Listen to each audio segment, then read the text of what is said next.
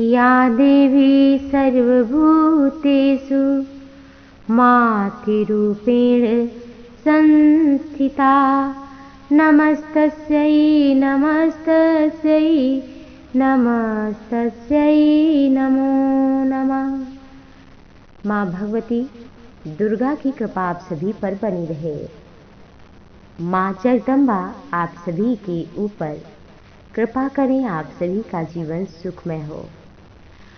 हम सभी माँ को प्रसन्न करने के लिए व्रत करते हैं और व्रत के दौरान कुछ चीज़ें हैं जिनका हमें विशेष रूप से ख्याल करना चाहिए। जैसे इन दिनों में संयम नियम का पालन करना चाहिए। झूठ, निंदा, कपट इत्यादि विचारों व्यवहारों से बचते हुए माँ की आराधना और उनके नवाण मंत्र का ओम ऐं ह्रीं क्लीं चामुंडाय विच्चे इस मंत्र का जप करना चाहिए।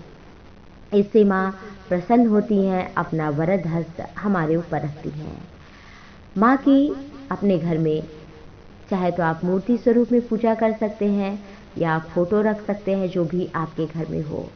नवरात्रि के दिनों में पूजा स्थल को एक बार फिर से साफ करना चाहिए और प्रतिदिन फिर फोटो को पोंछकर साफ करके जैसे भी आप करते हैं उस भांति से षोडशोपचार से माँ की पूजा करना चाहिए। आइए जानते हैं माँ को प्रसन्न करने के लिए हम व्रत के दौरान क्या खाएं क्या ना खाएं, क्योंकि 9 दिन की बात होती है और शरीर को एनर्जी भी चाहिए, शक्ति भी चाहिए, ऊर्जा चाहिए। तो हमें क्या खाना चाहिए क्या नहीं खाना चाहिए जिससे माँ प्रसन्न हो, और ये व्रत में विशेष रूप से ख्याल रखना चाहिए। नवरात्रि के दौरान आप कुट्टू, सिंघाड़े, सामग, राजगिरी, साबूदाना खा सकते हैं। आप इसका पापड़, खीर, खिचड़ी, बड़ा तो बनाकर खा ही सकते हैं। आप चाहे तो पहले पापड़ बना ले रख लें और नवरात्रि के दिनों में आलू के पापड़ खाएं, चिप्स खाएं और इत्यादि जो भी डिश आपको आती हो वो आप बना के खा सकते हैं। अगर मसालों की बात करें तो जीरे का पाउडर, काली मिर्च का पाउडर, हरी इलायची, लौंग, दालचीनी, अजवाइन और इमली की चटनी भी आप खा सकते हैं। व्रत के में अगर खाने की बात करें सब्जियों की, तो सब्जियां आप आलू तो खा ही सकते हैं, शकरकंदी खा सकते हैं, अरबी खा सकते हैं, घिया खा सकते हैं, खीरा खा सकते हैं, गाजर खा सकते हैं, तोरी खा सकते हैं, पालक खा सकते हैं। और फलों में आप फल तो सारे खा सकते हैं। फलों का सेवन ज़रूर करना चाहिए और जो आपको पसंद हो फल में वो फल आप ले सकते हैं। ऋतु फल खाएं, ज़्यादा अच्छा होगा और विशेष रूप से इन चीज़ों का ध्यान रखना चाहिए। अगर आप 9 दिन का व्रत नहीं कर सकते हैं तो आप पहले और 8वें दिन व्रत करें। इससे क्या होगा, माँ प्रसन्न हो जाएंगी। और अगर आप 9 दिन का व्रत नहीं कर पा रहे हैं तो माँ की आराधना अवश्य करें और सात्विक आहार ही ग्रहण करें। जैसे कि आप नॉन वेज तो कभी नहीं खाना चाहिए माँ की प्रसन्नता के लिए, और साथ ही साथ में ये ध्यान रखना चाहिए कि लहसुन प्याज ना घर में बने ना कोई खाए। नवरात्रि के व्रत में हल्दी नहीं खाना चाहिए, हींग नहीं खाना चाहिए, सरसों का तेल नहीं खाना चाहिए, मेथी का दाना नहीं खाना चाहिए, गरम मसाला नहीं खाना चाहिए और जो मसाले बाज़ार में मिलते हैं उनको ना ही खाएं तो अच्छा है। नमक खा सकते हैं और नमक सेंधा नमक ही खाएं। रिफाइंड ऑयल नहीं खा सकते हैं, सोयाबीन ऑयल भी नहीं खा सकते हैं। साथ ही साथ फली, दाल, चावल, आटा, कॉर्नफ्लोर, होल व्हीट, रवा, मैदा भी आप ना करें, इसके सेवन से बचें। और व्रत के दौरान आप पानी अधिक से अधिक पिएं, नींबू पानी पी सकते हैं, नारियल पानी पी सकते हैं, दूध और लस्सी, जूस पी सकते हैं। जो भी आप खा पी सकते हैं इन चीज़ों का आप सेवन, मट्ठा खा पी सकते हैं। और उपवास के दौरान आपको जो अधिक स्वादिष्ट लगता है उसी को बना कर रखें और वही खाएं और बार बार नहीं खाना चाहिए। अगर आप एक बार खाएं तो रात में खाएं, 2 बार तो सुबह साफ, 3 बार आप दोपहर में भी ले सकते हैं, लेकिन बार बार खाना ये भी अच्छा नहीं होता है। और पाचन तंत्र हमारा इससे मजबूत होता है, माँ प्रसन्न भी होती हैं। और आप घर पर मिठाइयाँ बना सकते हैं चिप्स बना सकते हैं, आलू के नमकीन बना सकते हैं। और इस तरह से आप करें व्रत, और उपवास के दौरान आप रात्रि में निद्रा अच्छी लें, कम से कम बोलें। ध्यान रखें कि मन मुटाव ना होने पाए, बहस ना होने पाए किसी से, और किसी की ईर्ष्या, द्वेष, निंदा से विशेष रूप से बचें। अधिक से अधिक मौन रहें, तभी माँ की प्रसन्नता होती है, और उनके नाम का जितना अधिक आप जप करेंगे उतना अच्छा होगा। तो ये थी क्या खाएं नवरात्रि के दौरान, क्या ना खाएं, इन चीज़ों का पालन हमें अवश्य करना चाहिए। अब आइए जानते हैं माँ को आखिर कौन सा फूल पसंद है और कौन सा माँ को भोग पसंद है, जिससे माँ हम पर विशेष कृपा करें।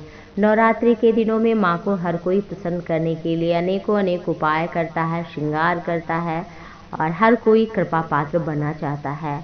प्रथम दिन की बात करें तो नवरात्रि का जो प्रथम दिन है शैलपुत्री के नाम से जाना जाता है, यानी कि पर्वतराज हिमवान की पुत्री और हिमालय की पुत्री इन्हें कहा जाता है, इसलिए शैलपुत्री के नाम से ये जानी जाती हैं। इन्हें केले का फल भोग लगाना चाहिए, शहद, गुड़ और घी का प्रसाद भी इन्हें लगाना चाहिए।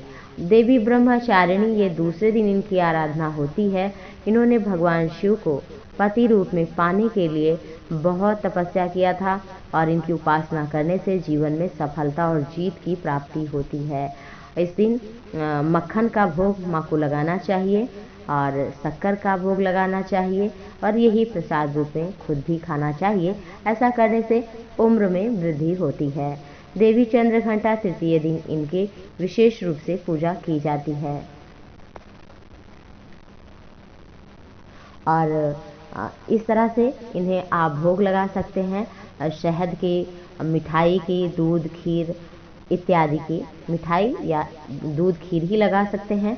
देवी कूष्मांडा चतुर्थ दिन, और इनको कूष्मांडा अर्थात ब्रह्मांड की रचना करने वाला कहा जाता है, और ये जीवन में शुभता प्रदान करती हैं। जो अशुभ होने वाला है उनका ये नाश करती हैं, और हमारी बुद्धि का विकास भी करती हैं। अष्टभुजी देवी कही जाती हैं ये। इन्हें पेठा, मालपुआ, दूध पाक का भोग लगाएं, और फिर ब्राह्मण को दान करें, और खुद भी खाएं। ऐसा करने से माँ शीघ्र प्रसन्न होती हैं। देवी स्कंद माता पंचम दिन इनकी पूजा होती है। पांचवें दिन ये स्कंद माता यानी कि ये कार्तिकेय की माता के नाम से जानी जाती हैं। इनकी उपासना करने से जीवन में पुत्र की प्राप्ति होती है, और पुत्र है तो उसमें सद्बुद्धि होती है, और माँ अपनी कृपा भी बरसाती हैं।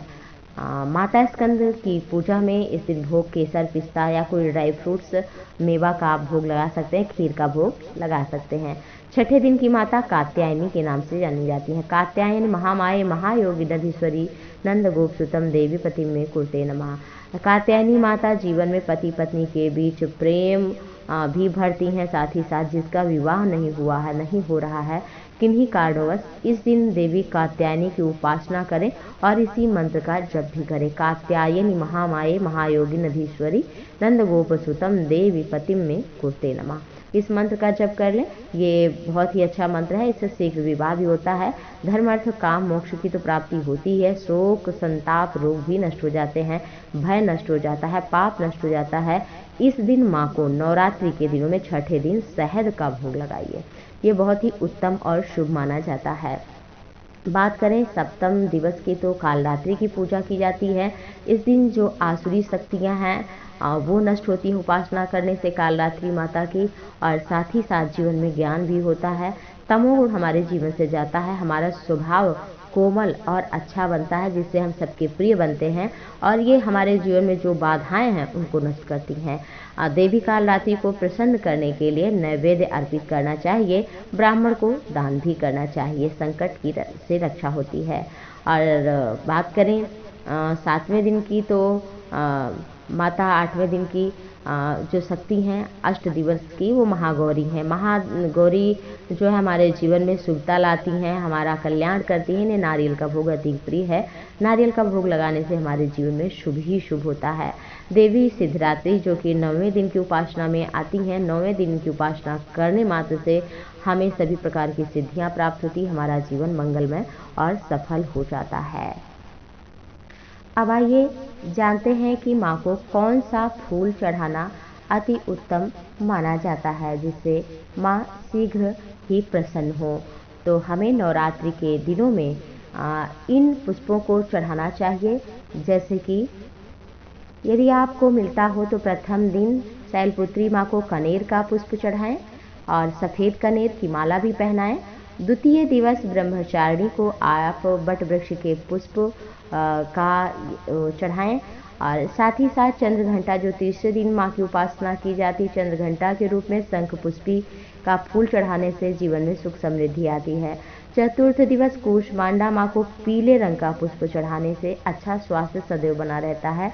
और पांचवें दिन माँ स्कंद माता को प्रसन्न करने के लिए नीले रंग का फूल आप चढ़ा सकते हैं, संतान की प्राप्ति के लिए, जीवन में खुशहाली के लिए। छठे दिन माता कात्यायनी को आप बेर का पत्ता, बेर का फूल चढ़ा सकते हैं, साथ ही साथ आप लाल पुष्प भी चढ़ा सकते हैं। कालरात्रि माँ को नीले रंग का फूल चढ़ाना चाहिए, जो कि 7वें दिवस माँ की उपासना की जाती है। 8वें दिन माँ को सफ़ेद या लाल पीला पुष्प जो भी आपके पास उपलब्ध हो महागौरी को आप चढ़ाएं। और 9वें दिन माँ को गुड़हल के फूल चढ़ाएं। अगर आपको कोई फूल दिन के हिसाब से नहीं मिल पा रहे हैं तो आप अवश्य ही गुलाब, गुड़हल और कनेर का, अपराजिता का फूल, दोपहरिया का फूल चढ़ा सकते हैं। माँ की कृपा बनी रहे। जय मां अम्बे।